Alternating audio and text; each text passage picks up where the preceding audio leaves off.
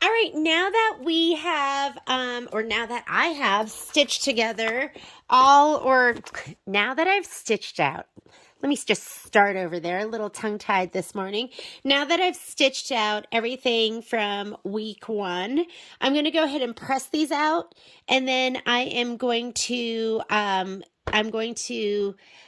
trim them down so they're the final size that we need them to be, or the final size with the seam allowance. And then I'm going to stitch them together. So I'll just go ahead and I will stitch out row 1. I will save row 2 for next time once that one is complete. But I have my iron heating up, and what you're going to need is you are going to need your pop rulers. And I already trimmed out my bees. So the other ones I looked through and it said I needed the 4.5 by 6.5 and the 6.5 by 6.5. So I have those. It's always good to have your book again, because you want to look at your book one more time before you cut. Always check twice before you cut. But the umbrellas, if you look at them, they're all being trimmed down to 6.5 inches. So 6.5 inches for all the umbrellas. Weather It Together is also 6.5 by 6.5. So that square pop ruler. And then for our tree branch and the beehive, those are going to be 6.5 by 4.5. And I think that was it. So we know what we're going to need to cut. I'm just going to put that to the side. I also have a Teflon pressing sheet. I found it. So I'm going to keep this out so I can protect my embroideries for the ones that I need to protect. And the other thing you're going to need is, I highly, highly recommend a rotating mat. It just makes it easier to hold your pieces down when you go to trim them out. And then you want to have all your embroidery pieces, and you want to have these all cut apart. So I finally cut them all apart, and we are ready to go. Oh, and the last thing, I always press everything out with Best Press. So get your Best Press in a spray bottle. A rotary cutter, 45 inch. I don't use the 60 inch by 60 inch because I can't get close enough into those corner pieces. And we'll see how sharp my blade is. I might have to make a blade change in between. So let's get started. Okay, so first thing I'm going to do is I'm actually going to press out my pieces. So I like to take them and turn them over to the back side, give them a nice spray of Best Press. You could just use steam too. And then I like to press them like one direction, and then I go in the other direction. Most likely your embroidery is going to distort a little bit, meaning these lines are not going to be totally straight, but that's okay. It's fine. What you're trying to do is just to get it to lay as flat as possible. And you want to do this before you trim them. Don't trim and press. You are going, and I know I'm an aggressive ironer presser. All right. Oh, sorry, this is shaking because I'm shaking the table. So sorry if this is shaking a little bit, but my filming arm is attached to the table, and like I said, I'm an aggressive presser, and that looks perfect. So I'm going to put that to the side. We're going to press everything, and then we will go ahead and we will then we'll trim everything down.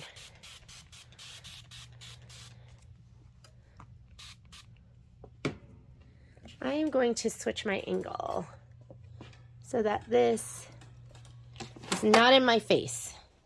Here we go.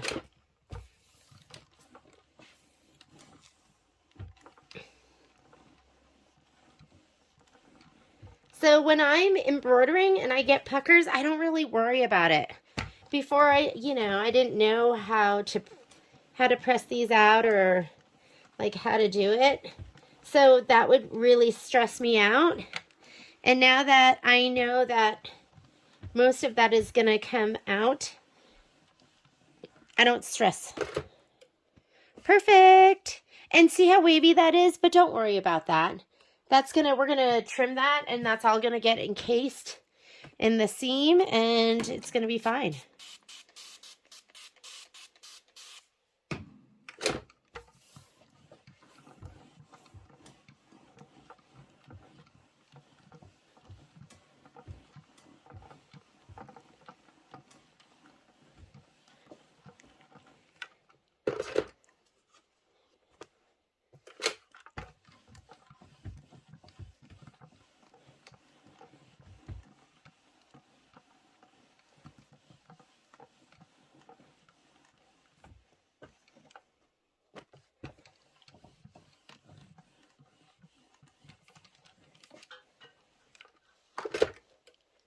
Great.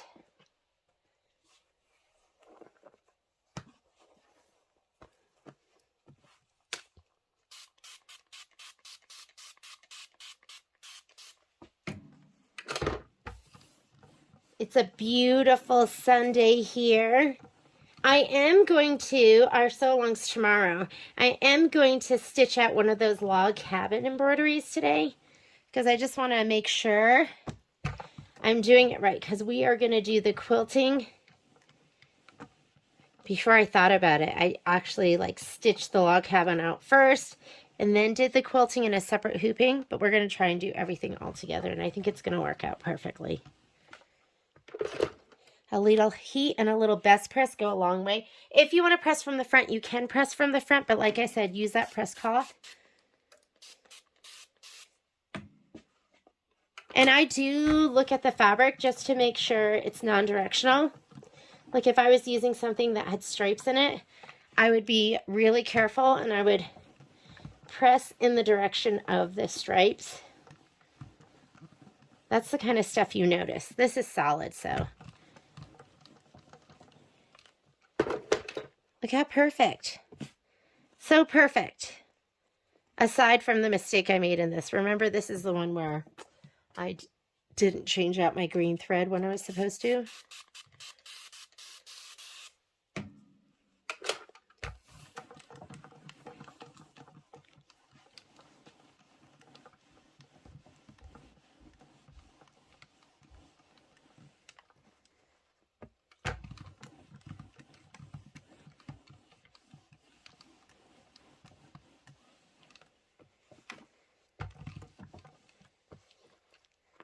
And again, don't worry if your line goes wavy. You're going to cut to the ruler and not to the line. We have a bunch of threads that we need to trim too. We'll get those later.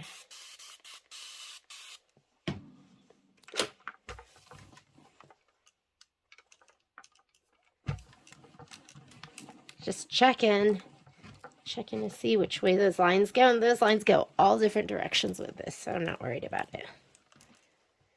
And you want to press into a wool mat, or if you have an OESD press cloth, you want to press into something that helps distribute the fabric.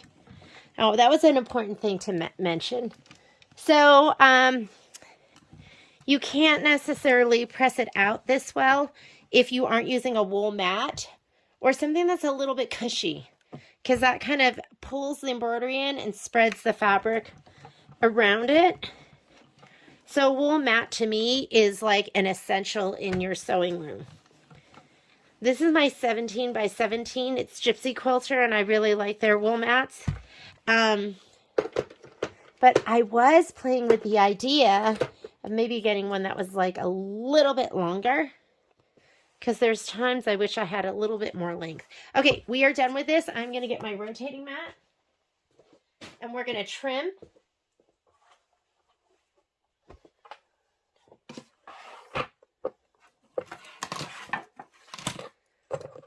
So, you're going to fussy cut it, meaning you have the outline stitch that goes all the way around, and you're going to outline it the best you can. So it might not totally fit on this line, it's actually not going to fit on any of the lines, but you're going to kind of make it fit the best you can. And when you do your cuts, I'm going to grab this, I'm going to push down right here, and I'm going to push all the way up. I'm going to hold this down, rotate my mat, the whole thing. Hold it down, don't let go, and rotate because it's going to slide.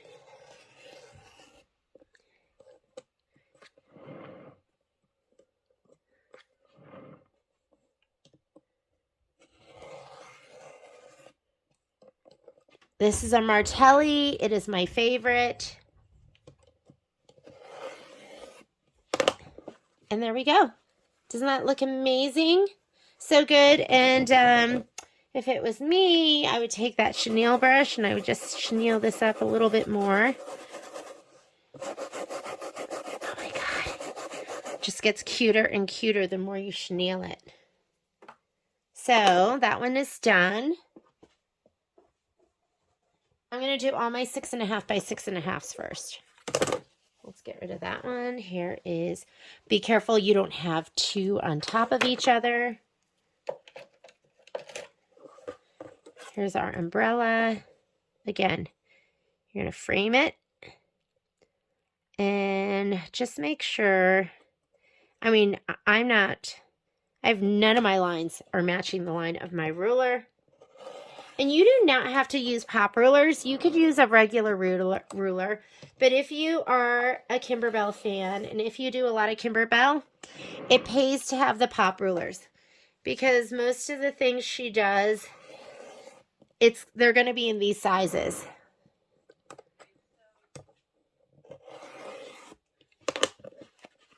Here's our umbrella.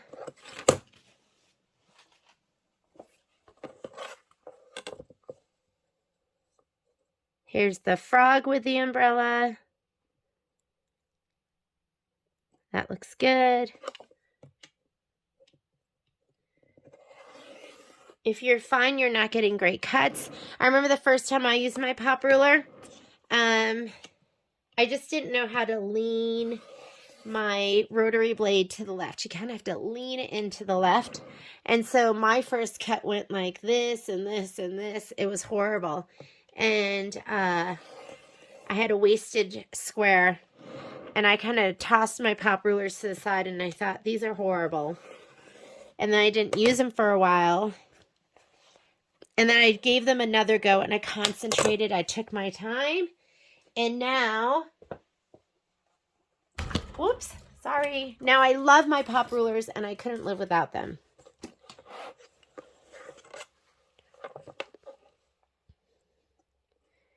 So if they're not working for you, it's not the ruler. I hate to say it, but it's you.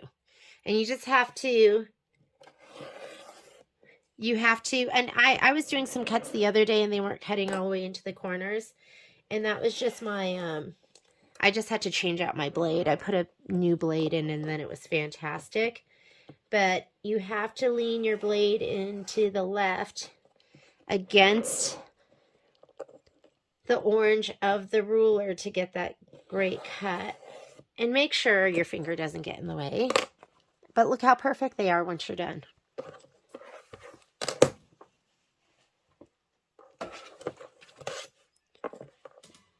So press, then cut, and then we'll go ahead and we'll sew these all together. I'm going to use my dual feed on my luminaire, and I have like accidentally moved my ruler as I was cutting, and then if that happens, I'll get a regular ruler out just to finish up the cuts.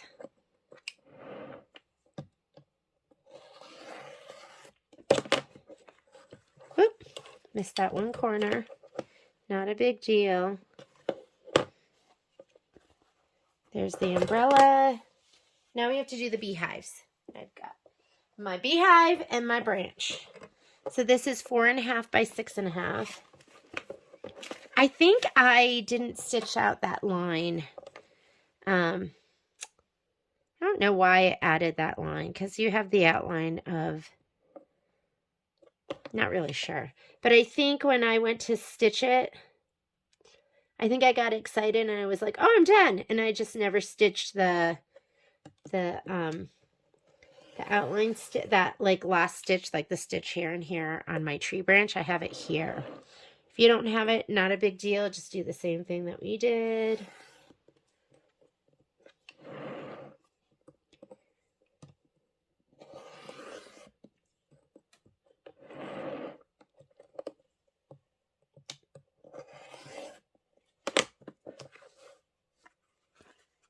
Here's that. So what I meant is these little, see, you have those black stitches on either side. That was the very last step for this, and I forgot it. So not a big deal. I'm just gonna fussy cut it to the that basting stitch. And the basting stitch is going to get sewn in. I never remove those because it's just, like I said, it's just going to get sewn into your seam. So don't worry about that. And just make sure this doesn't twist like mine just did.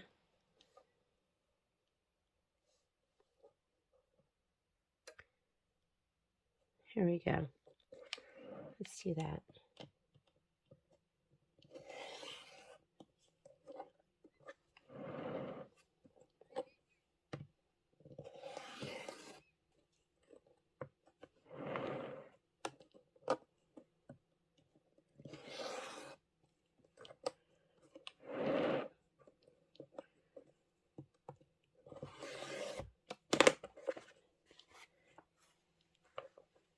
I think it goes like that, doesn't it? Something like that. So cute. Okay, we are trimmed, and now we're going to go ahead, and I do not have all of section 2 put together yet. We're going to be completing that today, or not today, but tomorrow in the sew along. So all I'm going to do is I am going to go ahead and sew together this section right here. So the 3 umbrellas, let's weather it together, and cloudy, and I can actually put that part together too. The beehive. Yeah, it goes like that, huh? It goes close. It'll be close once we stitch it together. And then the bees, I'll put all of that together. I'll see you in a little bit for that. Hi there. I'm going to get ready to sew row 1 together and part of row 2. So what I'm looking at here is going to be page 67 in the instructions, and it shows the designs in row 1. Oh, let me turn this light on and give myself a little extra light. So I'm just going to sew it together this order. What I'm going to do is I am going to sew together these two, this one and this one, and then I'll sew together these two, and then I'll clip them, and actually I'll sew together these two and 2 of the bumblebees and 2 of the bumblebees. So I'm going to sew stuff together in pairs, then I'll clip it apart, and then I will press and then sew the rest together. So I am just doing a center straight stitch. I have my dual feed on. If you don't have this foot, or if you have this foot and you don't use it, you should be using it. It is so amazing. And I'm using a 1/4 inch flange, so I'll get that perfect 1/4 inch. It's the 1/4 inch sole.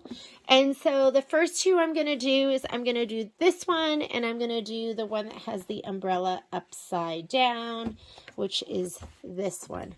So these are the first 2 I'm going to sew together, and I'm not going to worry about these basting stitches. Those are all going to get sewn in, and I am just going to sew at a 2.5, and I'm just using that 1/4 inch foot as my guide. And I got to tell you, I'm not much of a pinner because I feel like sometimes the pin can move and distort, and it's not like I'm really having to match anything up too much.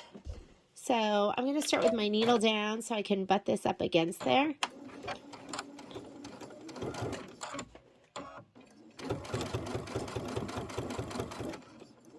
Sometimes it will push your top fabric down a little bit.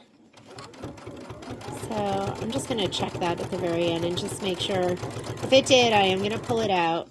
No, it looks fine. And you can lock that stitch too. I don't think I locked it in the beginning, but I'm going to lock it here.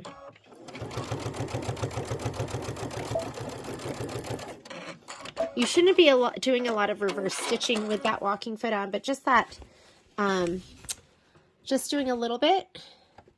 It did do a little bit of a push up here on the top, but I'm not too worried about it. I'm going to leave it. If it was a lot, I would unstitch it and redo it. And the next 2 I'm going to sew together are going to be the this umbrella, and let's weather it together. And you know, just so I don't get that push, I'm going to start stitching here, and then I'll back stitch and then come back. That way it won't push that top piece down. And by all means, clip or pin if that makes you feel better. I'm going to just start stitching here.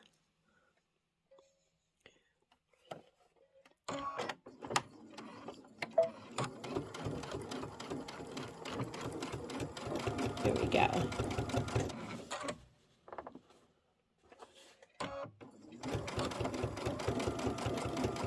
All right, I'm going to ruin your camera angle a little bit, but I'm having trouble seeing, so I'm going to go a little bit there, and that way it's not right in front of my face. And like I said, I'm going to do a little bit of a back stitch here. Okay, next two I'm going to sew together are going to be the beehive and the branch. So this one, and make sure you have it set right. This one should go with the leaves to the right, and then the beehive goes right underneath. Let's go ahead and match those up. And then we'll sew our bees together in pairs.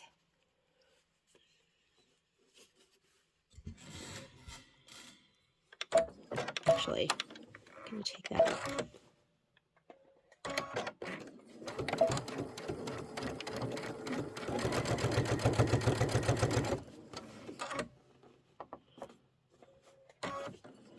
And open them up if they don't look good. Just rip it out and restitch. There's nothing wrong with that. It happens. Or if you're lazy like me, you'll go, can I fudge that? Is that going to look okay in the end? And if it is, then just go with it. But if it bothers you, if you look at it and it bothers you, restitch it. Okay, the bees. The bees go stripe. This is how you pair them up. This one is bee number 1. The grid is bee number 2. And then these are 3 and 4. This is 3 and this is 4. All right, so stitch them together in pairs.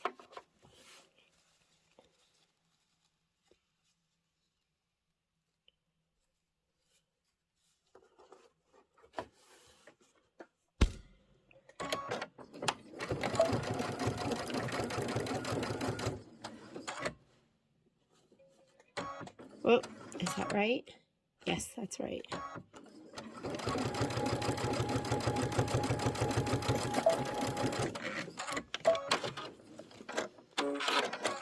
So there's my B3 and 4. And here are 1 and 2.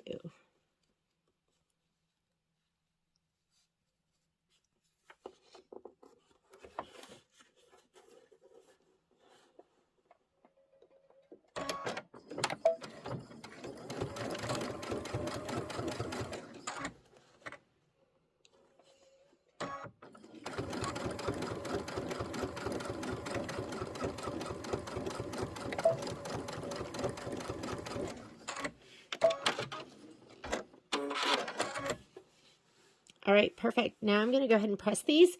I have my iron all heated up. I'm going to press these open, and then we'll sew the next ones on, or we'll sew some pairs together. I have a clapper here to get as well. You don't have to use one. If I think of it, I use it, but sometimes I forget. And your clapper, what that's going to do is it absorbs the heat and sets your seam. So I'm going to go ahead and just set my seam really quickly. That'll relax your stitch. And then I am I stitching this in the ditch? Let me think. When I go to put this all together, I am probably going to stitch this in the ditch. So I'm going to press it to one side. So if you're going to stitch in the ditch to quilt, you should press your seam to one side. That way it will not be as bulky. I mean, it will, you won't separate that seam or cut those stitches, but you just have to pay attention. It's going to be a little bit bulky. It's okay. And let's do these. That was my first umbrella. That's it. Let me go ahead and we'll go to the dark. So let's set that to the dark.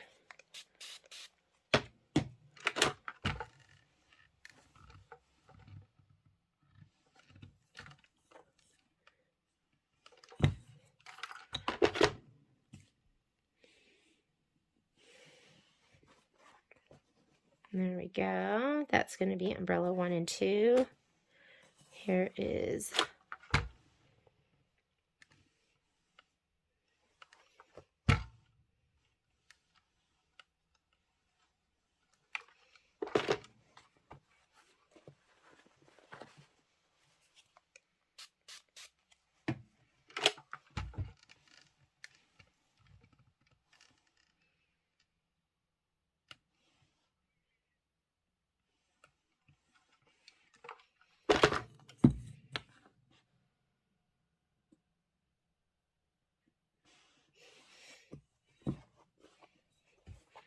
going to look like that, which is so cute. Let's go ahead and press these open. I just feel like these are going to be pretty bulky. Okay, I know you're not supposed to do this. I'm going to press those open.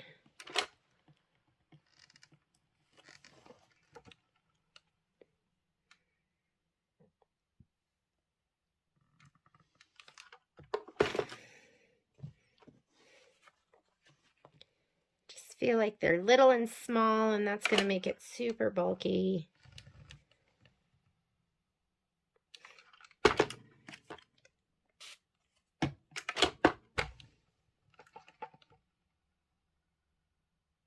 Maybe when I top stitch, I'll just go a really long stitch length, and I think we'll be okay. Okay, now we're going to go ahead and I will sew these two together. Look, so I'll sew these two together, and then I'm going to sew these together, and I'll sew this one on the end of this. All right, let's go back to the machine. All right, let's do the bumblebees first. Okay, make sure you have them in the right order. Match them up.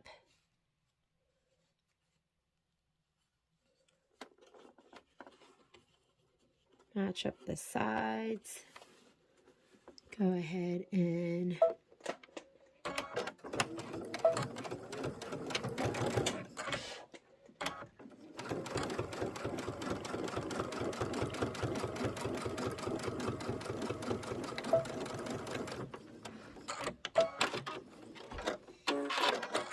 put them to the side to press.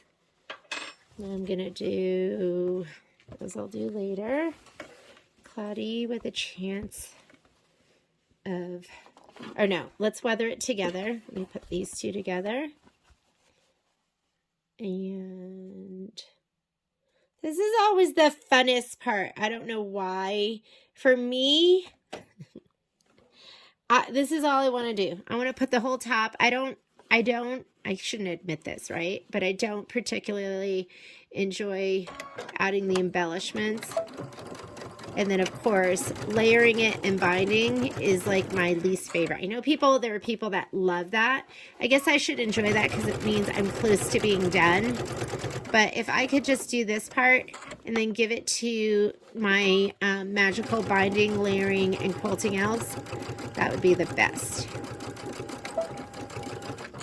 Although someday I would like to be an expert quilter.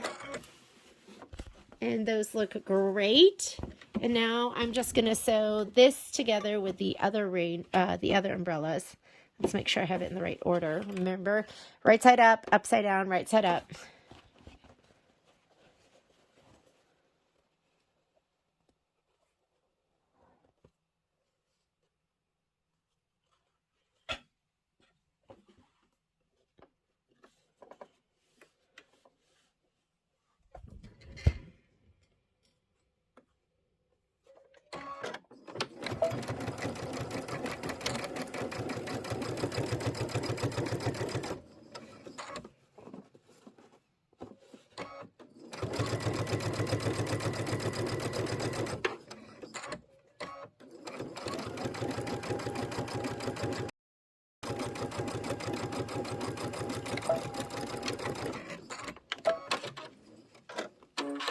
Okay, make sure that iron is hot. We're going to press. I gotta be honest with you, I don't want to press it to one side. I am gonna just press these open because it's just really bulky. If it was just like one layer of quilter's cotton, like 2 layers sewn together, but this is just really bulky, and I'm going to, this is not what they're going to tell you to do. I've been told, do not open up your seams if you are going to stitch in the ditch, right? So you've been told, but I am going to open up my seams. It's just too bulky. I tried to do the right thing for you, and I couldn't do it. That's how weak I am.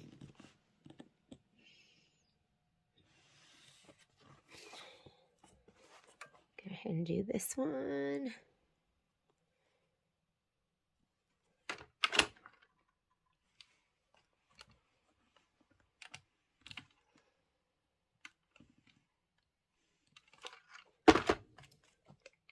I like to press it open, then give it a little shot of spray. So we are done. This is row 1. And I'm going to finish sewing together part of row 2. I'm going to open this up, and then I'm going to sew these 2 together. And then we'll be as far as we can go here. So that is row 1, and it's cute as heck. So let me go ahead and put that to the side. And let's go back to the machine. Oh, let me press this one. This little seam.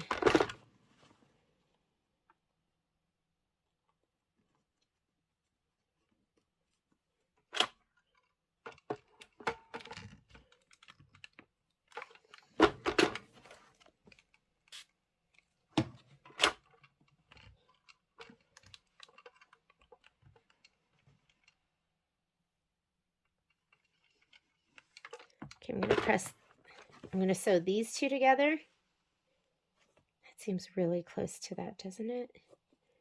Let's go ahead and sew those together, and then we are as far as we can go with this until we do the rest of our embroidery for tomorrow.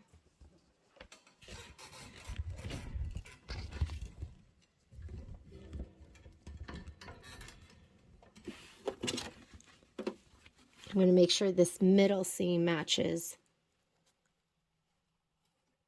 So if you have seams that you need to match up, that is what you need to look at first. This might be a little bit